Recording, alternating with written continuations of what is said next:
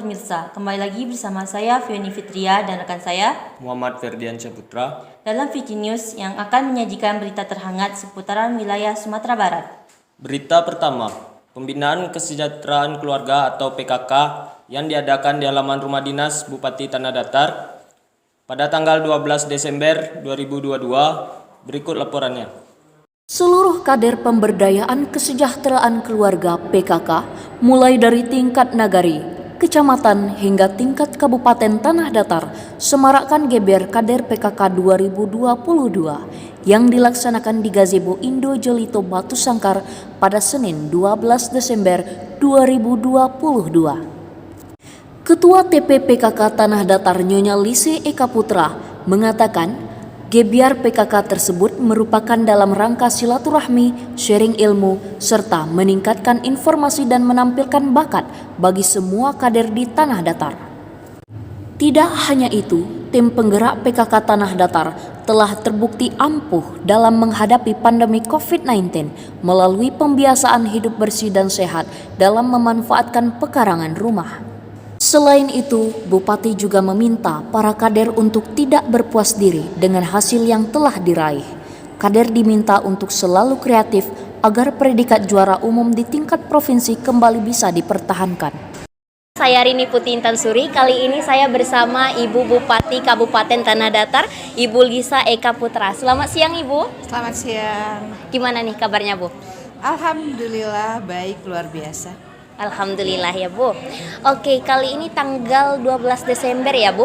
Ada rangka kegiatan dari gebyar PKK se-Kabupaten Tanah Datar. Itu kegiatannya sudah dilakukan sejak berapa lama, Bu? Jadi gerakan acara gebyar ini acara rutin yang kita lakukan sekali setahun.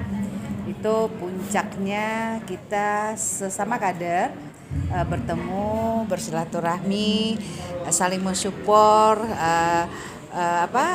memperlihatkan kebolehan-kebolehan, intinya untuk memadukan, menyatukan langkah-langkah kita ke depannya lagi, program-program kita di PKK ke depannya. Wah, luar biasa ya, Bu, untuk meningkatkan kemampuan dari ibu-ibu yang ada di Kabupaten Tanah Datar. Kalau boleh tahu dalam tema apa, Bu, untuk kegiatan kali ini? Temanya sekarang ya untuk di PKK itu ada 10 program pokok PKK. Salah satunya itu yang luar biasa adalah Aku Hatinya PKK. Bagaimana di sana kita bisa memanfaatkan apa yang ada di sekeliling kita, lingkungan kita untuk bisa menambahkan gizi keluarga, untuk menambahkan nilai ekonomi keluarga, sehingga kalau pekarangan kita bisa manfaatkan semaksimal mungkin, itu hasilnya bisa kita pakai sendiri sehingga mengurangi biaya ekonomi keluarga, atau kalau bisa berlebih bisa kita jual dan itu mendatangkan income keluarga. Wow, luar biasa ya, Bu. Tadi Ibu berbicara tentang gizi terkait dengan stunting ya, Bu? Ya. Kalau boleh tahu angka stunting yang ada di Kabupaten Tanah Datar sekarang sudah berapa, Bu? Untuk penurunannya? Terakhir itu stunting kita di angka 21,5%, di bawah provinsi sih, tapi di bawah juga nasional, tapi secara angka itu masih tinggi. Target negara, target pemerintah untuk 2024 angka stunting itu di angka 14%, kita masih 21,5%. Kerja keras harus kita lakukan, kerja bersama harus kita sama-sama ciptakan. Saya yakin dan percaya angka stunting ini bisa sama-sama kita tanggulangi bersama. Baik, dari angka 21% angka stunting yang ada di Kabupaten Tanah Datar, untuk menurunkannya ke angka 14% itu tingkatan stuntingnya, itu apa saja yang dilakukan oleh anggota PKK ini, Bu, untuk menurunkan angka stunting? Ya, kita harus berkolaborasi, mensinergikannya dengan semua OPD yang ada, mulai dari Dasawisma, Jorong, Nagari, kecamatan, OPD-OPD terkait, banyak program-program yang ada anggaran di situ yang sama-sama kita pancarkan kekuatannya gitu, sehingga stunting ini bisa kita turunkan angkanya dengan cara memberikan makanan tambahan, bisa memberikan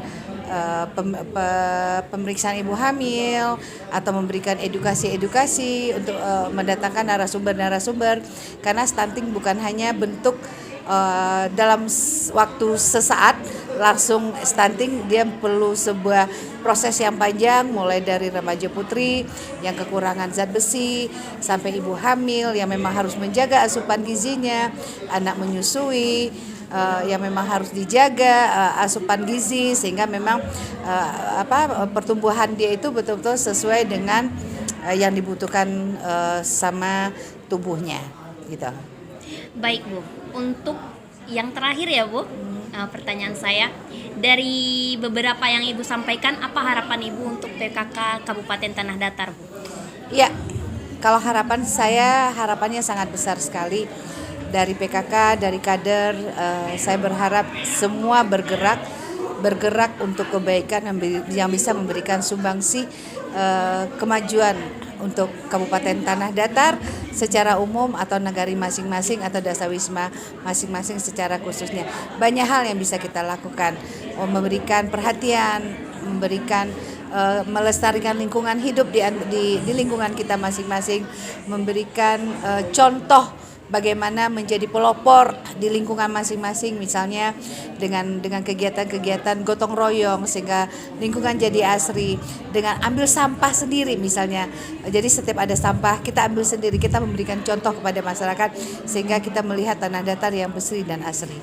Baik, terima kasih Ibu untuk kesempatan dan waktu yang Ibu luangkan kali ini. Oke, pemirsa, harapannya agar stunting di Kabupaten Tanah Datar dapat diturunkan dari angka 21 hingga 14%. Dan stunting ini menjadi acuan kita semua, tidak hanya dari ibu-ibu tetapi juga para remaja putri untuk meningkatkan gizi sehingga nantinya generasi yang dilahirkan dapat menjadi generasi emas yang memiliki sumber daya manusia yang baik ya Bu. Ya. Baik, terima kasih Ibu untuk Sama-sama. waktunya. Saya kembalikan ke rekan saya yang ada di studio. Terima kasih kepada Rini Putih Intan Suri yang telah melaporkan dari lapangan. Berita kedua, Bukit Tinggi merupakan kota di Sumatera Barat yang memiliki jam gadang sebagai ikon wisatanya. Jam gadang ini memiliki menara yang menjulang setinggi 27 meter, yang sudah berumur lebih dari 180 tahun, yang memiliki banyak daya tarik wisatawan. Berikut beritanya.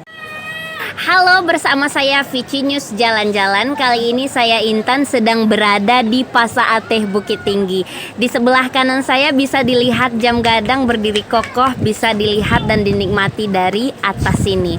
Oke, kali ini saya berada bersama salah satu pengunjung yang ada di Pasa Ateh Bukit Tinggi. Halo Mbak, selamat siang. Selamat siang. Oke, gimana nih kabarnya Mbak? Kalau boleh tahu namanya siapa? Kabar saya alhamdulillah sehat. Nama saya Anissa. Asalnya dari mana Mbak? Dari Batu Sangkar. Kalau boleh tahu dari Batu Sangkar ke Bukit Tinggi ini tujuannya apa ya Mbak? Tujuan saya ke sini sekalian ke rumah saudara. Saya juga ingin berlibur ke sini. Oke, untuk berlibur di sini bagaimana kesan yang bisa Mbak ambil dari kondisi di sekitaran jam gadang Bukit Tinggi ini Mbak? Kesan yang saya dapat dari Bukit Jam Gadang ini, pengunjungnya sangat ramai ya, dan juga makanan-makanan yang tersedia di sini juga sangat banyak, seperti ada makanan lokal, ada makanan di luar juga. Oke, luar biasa ya Mbak, banyak makanan lokal, ada kulinerannya juga di sekitaran jam gadang. Lalu bagaimana nih, ada berapa kali Mbak mengunjungi jam gadang Bukit Tinggi? Untuk berapa kali saya ke sini, baru 2 kali Mbak. Oke, 2 kali ya Mbak. Jadi apa nih pesan untuk masyarakat yang mengunjungi kota Bukit Tinggi ini Mbak? Kepada pemerintah maupun masyarakatnya bagaimana Mbak? Pesannya cuma satu ya dari saya, untuk menjaga kebersihan, tidak membuang sampah sembarangan. Baik, terima kasih ya Mbak atas waktunya. Oke pemirsa, demikian wawancara bersama salah satu pengunjung jam gadang Bukit Tinggi kita pada siang hari ini. Terima kasih, saya kembalikan ke studio. Terima kasih kepada Rini Putih Intan Suri yang sudah melaporkan dari lapangan. Baik, berita selanjutnya. datang dari Lembaga Kerapatan Adat Alam Minangkabau yang diadakan di Rumah Adat Elkam Kabupaten Tanah Datar pada tanggal 12 Desember 2022. Berikut laporannya. Pemerintah daerah Kabupaten Tanah Datar telah bekerja sama dengan Elkam Tanah Datar untuk terus berupaya berperan serta dalam mengatasi fenomena sosial negatif di tengah masyarakat dan generasi muda. Sebelumnya, Ketua Elkam Tanah Datar Aresno Datuk Andomo menyampaikan terima kasih atas kepercayaan Elkam Sumbar untuk melaksanakan pemusatan rapat kerja di Tanah Datar. Assalamualaikum warahmatullahi wabarakatuh. Waalaikumsalam warahmatullahi wabarakatuh. Halo pemirsa, kembali lagi bersama saya Rini Putih Intan Suri. Kali ini Intan bersama Datuk Marapati N. Rizal dan Datuk Abasra Ian Firman. Selamat siang Datuk. Selamat siang. Gimana nih kabarnya tuh? Sehat. Alhamdulillah sehat. Alhamdulillah tuh. Jadi kali ini kami dari UIN Mahmud Yunus Batu Sangkar ingin bertanya-tanya tentang Lembaga Kerapatan Adat Alam Minangkabau. Kalau boleh tahu itu peranannya apa saja ya tuh? Terima kasih di atas pertanyaan yang diajukan kepada kami dari mahasiswa UIN Mahmud Batu Sangkar. Ya. Itu tentang tugas daripada Lembaga Kerapatan Adat Alam Minangkabau atau Elkam. Ya, sebagaimana pertanyaan Intan tadi, tupoksi kami adalah melestarikan nilai-nilai adat dan budaya. Karena adat itu sangat penting di tengah-tengah masyarakat kita di Kabupaten Tanah Datar Luak Nentu. Kalau berbicara soal budaya atau soal adat itu acuannya adalah Islam. Takkan mungkin seorang rasul terakhir diturunkan oleh Allah pakai dalil bu'istu li utammima makarimal akhlak. Begitu pentingnya akhlak di tengah-tengah masyarakat kita. Apalagi kita di kalangan masyarakat Kabupaten Tanah Datar Luak Nentu. Basisnya agamanya Islam. Apalagi anda-anda yang datang kepada kami di Lembaga Kerapatan Adat Alam Minangkabau berdasarkan atau dari mahasiswa UIN, Universitas Islam. Tuh. Jadi kerja daripada Lembaga Kerapatan Adat Alam Minangkabau membina, mensosialisasikan tentang nilai-nilai adat dan budaya di tengah-tengah masyarakat kita di Kabupaten Tanah Datar pada khususnya dan Sumbar pada umumnya. Karena Elkam bukan berada di Kabupaten Tanah Datar saja. Elkam Provinsi Sumatera Barat, Elkam Kabupaten se-provinsi di dalam kota di Sumatera Barat, Elkam di kecamatan dan kerapatan adat di negari. Orangnya sama tupoksinya. Tugasnya adalah melestarikan nilai-nilai adat dan budaya karena ini penting tentang bersangkut dengan moral dan akhlak masyarakat secara keseluruhannya di wilayah Kabupaten Tanah Datar pada khususnya dan Sumatera Barat pada umumnya. Dan kalau ada tambahan daripada itu silakan. Ya, jadi sama yang disampaikan oleh Bapak Marapati tadi, Marapati tadi. Jadi Elkam juga membuka diri, kami di Elkam membuka diri sebagai tempat untuk mediasi bagi masyarakat Minangkabau, khususnya masyarakat Tanah Datar khususnya untuk bersosialisasi untuk bermediasi tentang penyelesaian masalah adat dan budaya di Minangkabau ini. Jadi kami membuka diri dengan setiap minggunya kami ada hari Senin dan Kamis mengadakan piket di sini di kantor Elkam ini sebagai tempat wadah dari masyarakat untuk kalau ada yang berkeperluan tentang adat dan budaya Minangkabau. Ya. Jadi untuk melestarikan adat budaya alam Minangkabau ini, jadi Elkam memberikan akses bagi masyarakat untuk bertanya-tanya seputar Minangkabau di hari Senin dan hari Kamis ya, Datuk. Ya. Jadi di sini tuh Intan pernah mendapatkan isu bahwasanya di Batu Sangkar atau di Tanah Datar ini tidak hanya masyarakat Minangkabau saja, ada pula yang namanya masyarakat yang non-Muslim yang datang ke Tanah Datar. Lalu bagaimana yang namanya solusi dari pemecahan masalah ini, Tuan? Karena yang kami tahu bahwasanya adat bahasa bicara, syarat bahasa kita berdua yang dipegang oleh kita sebagai masyarakat Minangkabau. Bagaimana solusinya ini? Masalah yang seperti ini. Terima kasih. Dalam permasalahan ada masyarakat datang ke Tanah Datar, cuma agamanya non Muslim. Bagaimana dia tiba di Tanah Datar untuk bergaul dengan masyarakat Muslim? Berbalik kepada apa yang Anda tanyakan tadi tentang ini, kalau Anda itu tentu kalau bapak ya, itu bapak tadi di Bali, beranak Bali, dan kacang pandang di Bali dulu, ibu dicari, bapak cari, ibu sama mencari dulu. Bahasa adatnya kalau dia tiba siko tentunya mencari mama. Inggoknya basi kuku, topangnya basi terkom. Inggoknya menumpu dahan, menumpu datang, topangnya menumpu dahan. Ada batas adatnya. Walaupun beliau itu non Muslim, tetapi secara adat, secara agama kita itu sama. Cuma bedanya tentang ketahui untuk kepada Allah. Kita Islam, mereka itu non Muslim. Di mata Allah kita sama. Tapi secara pergaulan hari-hari, beliau itu wajib kita ayami dan kita kasih sesama manusia. Boleh dia itu bergaul di tengah-tengah kita, cuman kategorinya beliau itu tidak dibolehkan mengembangkan apa yang beliau miliki terhadap yang ditempati. Kalau sekadar inggok bersekutu, tabang bersecakram, inggok menunggu batang, tabang menungguan, itu sah-sah saja. Tergantung kepada nerima yang akan menerima daripada pendatang tersebut. Itu betul. Tidak ada perbedaan kita di mata Allah. Adat tidak akan membedakan walaupun dia non Muslim. Kalau Minangkabau tidak beliau membuang semacam itu, tetap kita ayami secara adat. Cuma ada kategori batasnya ada. Tidak dibolehkan beliau itu mengikut campur dalam mengurus tentang agama yang ditepati dan tentang adat istiadat yang dia tepati. Dia hanya bergaul dengan orang yang menerima. Tentang ketahuan itu tentang tauhid itu serahkan kepadanya, karena itu adalah dasar kita Islam. Karena yang non Muslim dia sesuai dengan ajaran agama. Itulah tujuan. Dan kalau ada tambahan berarti silakan.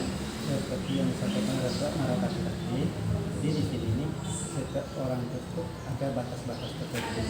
Ini terulang kepada misalnya. Jadi kita tuh kalau seandainya tentu ada hak dan kewajibannya, ada batas-batas yang harus diikuti aturannya. Jadi masih boleh untuk bergaul dengan masyarakat begitu ya? Boleh. Dengan batas-batas tertentu, dengan kepercayaannya sendiri, tidak mencampuri kepercayaan orang lain seperti itu. Ada aturannya. Ada aturannya. Norma-normanya diserahkan. Baik, Bu. Kalau boleh tahu, Bu, selain isu yang Intan tanyakan ini, acara apa saja yang biasa dilakukan dalam lembaga kerapatan adat alam Minangkabau ini? Mungkin ada setiap bulan, setiap tahunnya gitu. Oh, terima kasih. Lembaga adat kerapatan alam Minangkabau khususnya Kabupaten Tanah Datar itu sudah sering melakukan sosialisasi terhadap negara-negara itu kerapatan adat yang ada di dalam wilayah Kabupaten Tanah Datar. Sudah memberikan jabaran tentang nilai-nilai adat dan budaya di tengah-tengah masyarakat di dalam wilayah Kabupaten Tanah Datar. Jadi kerapatan adat sering Elkam sering turun ke kecamatan-kecamatan bahkan ke negara-negara. Tugas daripada kerapatan Elkam itulah tadi mensosialisasikan tentang nilai-nilai adat dan budaya di tengah-tengah masyarakat di dalam wilayah Kabupaten Tanah Datar dan membina seluruh kerapatan-kerapatan adat yang ada dalam wilayah Kabupaten Tanah Datar. Itu pada itu tugas pada kami, dan sudah itu melestarikan budaya. Contohnya silat tradisional, sudah itu termasuk juga kami membina bundo kandung. Sebab bundo kandung itu dalam bahasa adat Allah nang kamu tibu bundo-bundoan dan tempat petamu bundo kandung adat kami di dalam lembaga kerapatan adat dalam bundo kandung. Di bundo kandung itu karena beliau itu apa yang kami putuskan dalam lembaga kerapatan adat maupun Kandi Nagari itu kami jabarkan kepada Bung Kampung. Nanti akan bersangkut dengan budaya beralih baik di tanah maupun beralih kami. Itu juga dari sudut kami, dia yang mengatur posisi tentang pendudukan dalam atau jamuan. Karena tugas utama hanya memberikan jabaran. Kok itu kerjakan. Bunda Kandung dia tidak mau pula melampaui apa yang disampaikan oleh mama-mama. Begitu di Minangkabau itu makanya empat sifat. Yang tua dimulia, sama badang lo baru tahu dia, yang paling kecil dikasih tidak. Itu tidak hilang sampai saat sekarang. Sabari tak hilang sedikit dan itu lain namanya orang Minangkabau dan Sumatera Barat, apalagi Kabupaten Luak dan Luak Tanah. Bisa lalu kumpulkan pakai bertanya dari luar-luar lain kepada Kabupaten Tanah Datar. Baik, dari sekian tugas yang dilakukan oleh Lembaga Kerapatan Adat Alam Minangkabau ini untuk melestarikan, menyelesaikan mediasi tentang masalah-masalah yang ada di adat Minangkabau ini, pesannya tuh untuk masyarakat sekitar terkait tentang adat budaya alam Minangkabau di LKA ini. Pesannya? Ya. Di dalam rapat-rapat kami, seluruh nenek mama yang tergabung di dalam lembaga kerapatan adat alam Minangkabau yang tempatnya di sini, itu ketua kami sering telah memberikan jabaran kepada kami agar menghimbau seluruh anak-anak kami berbaliklah balik kepada adat lama Sapurusang, karena adat itu penting di tengah-tengah masyarakat. Sehingganya di Sumatera Barat filosofinya adat bersandingkan syarak bersandingkan Allah. Dalilnya man arafa nafsahu faqad arafa rabbahu. Siapa yang kenal akan dirinya pasti kenal akan Tuhannya. Tuhan itu siapa? Allah Subhanahu wa taala. Begitu benar milik wanita. Belum datang adat dasar belum datang Islam, orang Minangkabau telah melakukan Islam.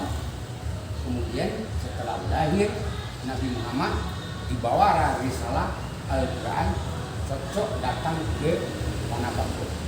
Sehingganya agama Islam tidak bertentangan dengan adat ini.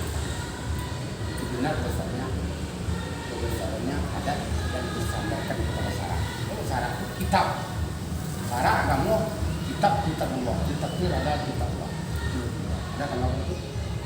Jadi kita kembali dari program kami ini.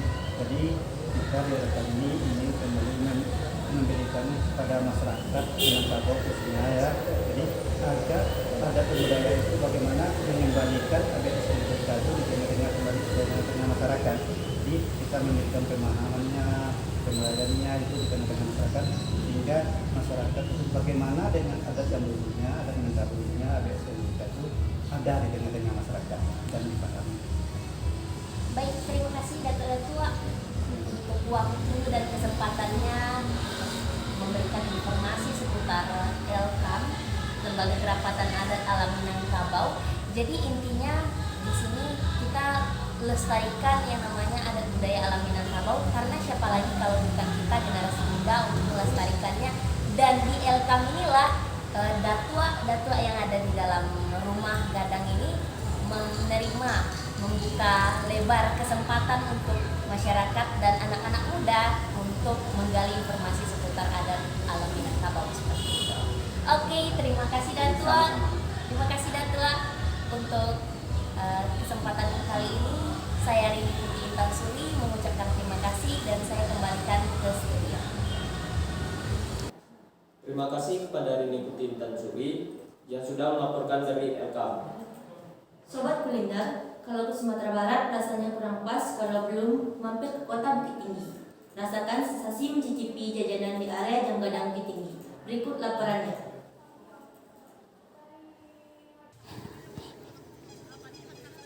Kota Bukit Tinggi di Sumatera Barat menjadi salah satu destinasi populer di Indonesia. Beragam destinasi ada di kota ini, mulai wisata alam, sejarah, belanja, bahkan kuliner. Terdapat sejumlah destinasi yang wajib dikunjungi saat liburan di Bukit Tinggi, salah satunya Jam Gadang. Di sekitaran Jam Gadang juga terdapat Tugu Pahlawan yang tidak dikenal.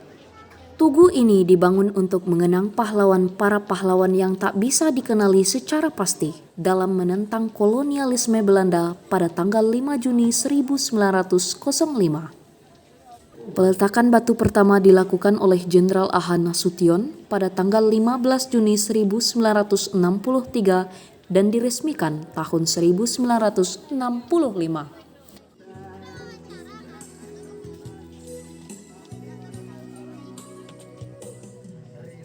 Berita tadi menutup perjumpaan kita pada siang hari ini. Kami mewakili kru yang bertugas pamit undur diri. Selamat siang, sampai jumpa.